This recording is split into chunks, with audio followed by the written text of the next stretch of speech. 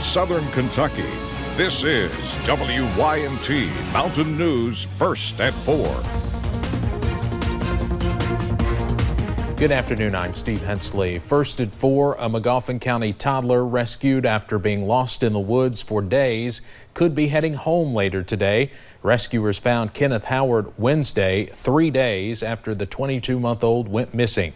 Officials say Kenneth had tick bites, some scratches, and was pretty dehydrated, but otherwise he was in amazingly good shape.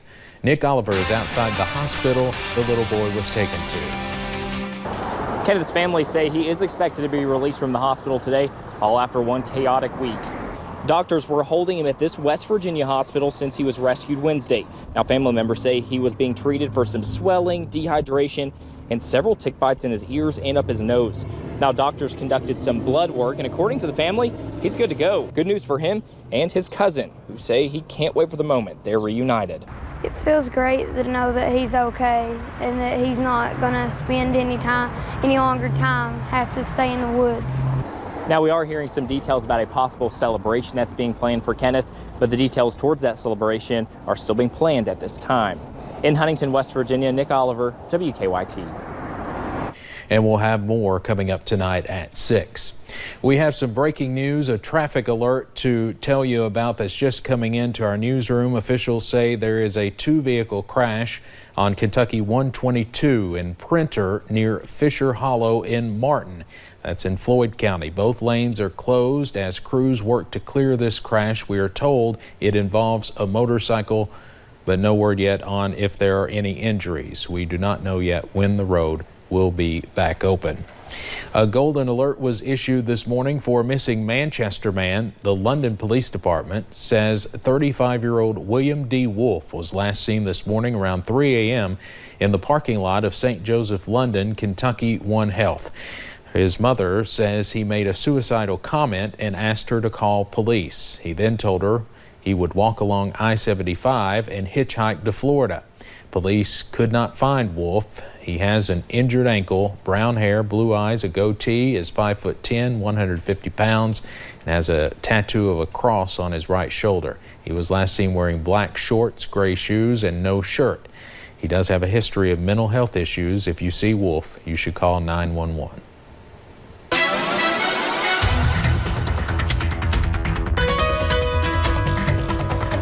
Well, we were at the 34th annual Big Sandy Senior Games earlier today. That wrapped up about an hour ago. We were down near the Dewey Dam. Right now, we're at Jenny Wiley State Park. You'll notice a beautiful lake behind me. And it's overall just been a great day to get outside. If you haven't yet, I recommend doing so. Let's go ahead and take a look at a few of those cameras, just see how beautiful today has already been. You'll notice the National Weather Service camera in Jackson, where we are seeing those clouds at times throughout the day. But honestly, once the sun goes behind the clouds, it started feeling a little bit better. It's been a little hot and muggy out here. You'll notice satellite and radar, we've only seen maybe a few clouds. We saw a few chances, or really a few rain chances early this morning.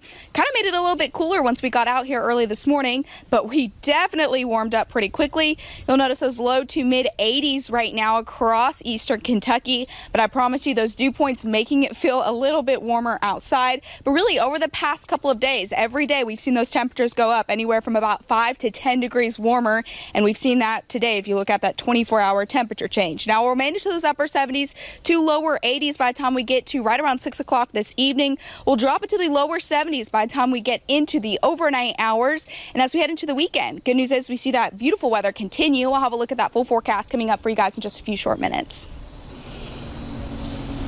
All right, Paige, thank you very much. Beautiful backdrop behind you. Well, a man is behind bars in connection with meth that made its way into Letcher Middle School. Robert Heiston was arrested yesterday on 2 warrants. WYMT's Connor James is in the newsroom with more on what happened. Connor? Steve, that incident at Letcher Middle School sent one kid to the hospital by ambulance. Multiple other students were taken by parents as a precautionary measure. Authorities say a student brought meth into the school, but today we're finding out exactly how that meth was obtained and why it was taken to the school. Sheriff Mickey Stein says they believe Robert Heiston gave a student meth to sell to other students at the school. It's tragic that we even have to deal with this in our society today with kids. But, you know, like I stated yesterday, if we don't talk to the kids about it, the drug dealers will. Again, Steve, we will not be going into specific details about how the students knew the man, since those students are minors. Sheriff Steins reiterates that the importance of making your children aware of drugs. Connor James in our newsroom, thank you. First responders in Pennsylvania do not expect to find any survivors in a home that exploded. The explosions happened around 1:30 this morning. When fire crews arrived, they found a 20-year-old laying in the yard. He told crews his parents and pet cat were still inside the house.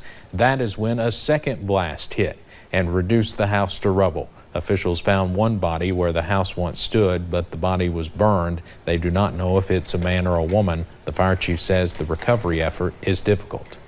At this point, you do what you have to do and stuff, especially when you know the people in the township and you know who it is. Stuff, but it's tough. You're trying to put your emotions aside. One person is still missing. The 20-year-old was injured but is expected to be okay. Investigators do not know what caused the explosion.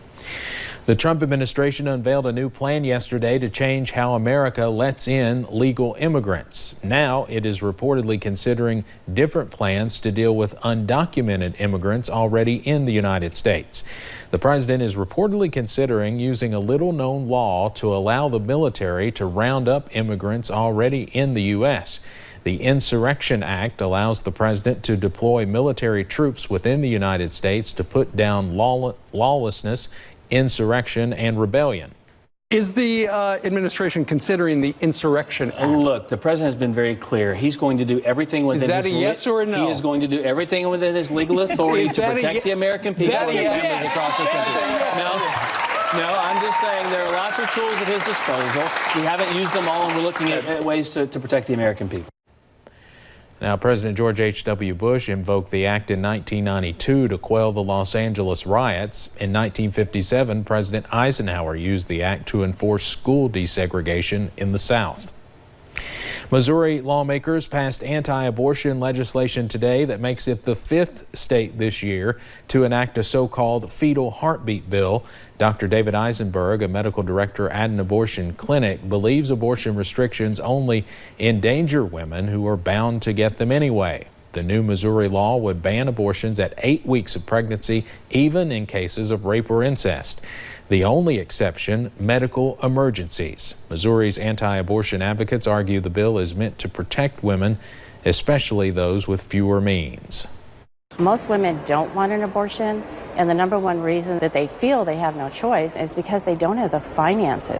It is one of the most egregious overreaches of governmental regulation that I have ever seen.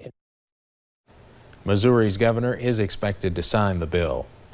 The primary election is just a few days away, and we are asking in our live web poll who you think will win the Republican primary for governor. And let's take a look at those results. And it's close between Robert Goforth and Governor Matt Bevin. Actually, Laurel County's Robert Goforth with a slight lead in our poll right now. Now, the other two way back in the pack. Now, this is not a scientific poll, but only represents the opinions of those who chose to participate. We'll be switching the poll to the Democratic candidates for governor later tonight.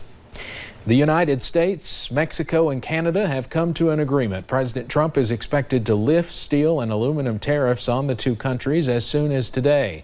This clears a key hurdle for President Trump's replacement for the North American Free Trade Agreement. Canada and Mexico would not ratify the new agreement until the metal tariffs were removed. Canadian Prime Minister Justin Trudeau spoke with the president today, their third call in about a week.